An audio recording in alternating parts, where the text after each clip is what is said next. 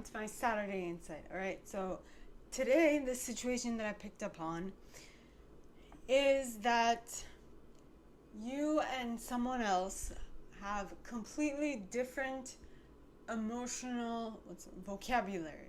Okay, now I know that in my situation, what I feel, alright, is more like fear. Or what I feel is more like anxiety, while the other person feels is more like fear, or vice versa. So I identify anxiety as fear, while as I guess the other person identifies anxiety as solely anxiety. And at the time when I heard this individual say it, I thought that, oh, that's it. I found my person, and this is going to be the person who's going to come to me and whatnot. But because they don't necessarily identify fear as the same thing as anxiety, they have not come. Or maybe they have and I just haven't noticed it. Or I have noticed it and I was like, not enough. So,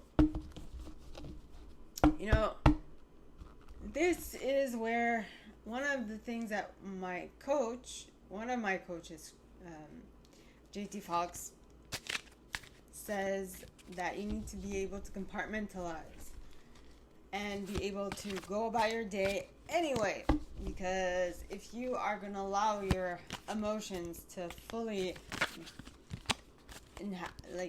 disabilitate you, you won't be able to get anything done, which is true. So, in regards to this situation, well, first and foremost, where did I put that? There you are. Okay. First, let's see if we are coming at it from a victor perspective or a victim perspective. So, please, God, angels, and guides, anyone from the highest good who has a message for my collective, please come forward and share. Are we approaching this situation as a victor or as a victim? Please, God, angels, and guides, anyone from the highest good who has a message for us. Are we approaching this situation where both individuals have completely different ways of looking at what they are feeling? Please, God, angels, and guides. And we got creator. I love it. Okay, creator meaning victor.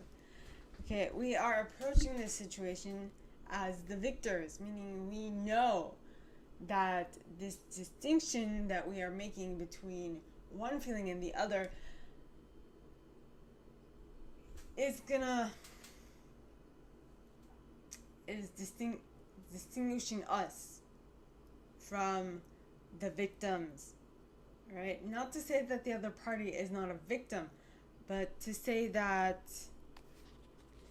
we are in the right headspace in order to get what we want because we're thinking correctly.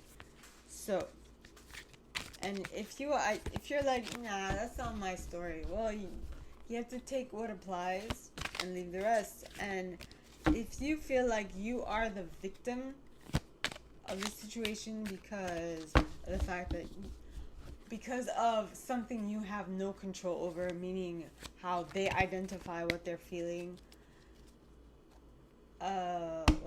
that's something you need to work on. Because I'm gonna tell you something. You can't control how someone, feels and identifies as something. You just can't.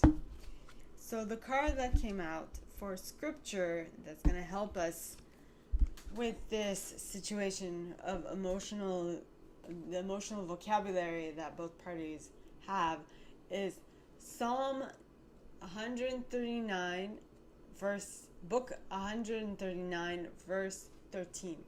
And this card says, "For you create my inmost being.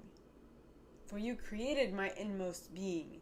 You knit me together in my mother's womb. In reference to God and the fact that God created you, right? So if God created you, and if you have parts of God within you, if you have the God particle within you, right? I don't know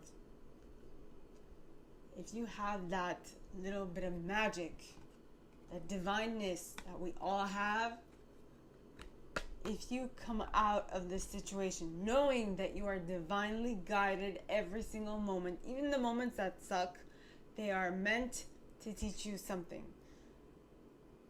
And if you are able to take that lesson and apply it to your life, well, then there's nothing to fear, because you know that God created you. God created every single part of you. And you're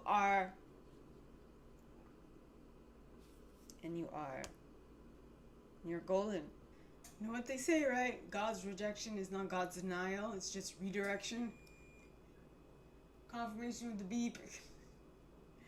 So, just remember, God's rejection is not God's denial. It's just redirection.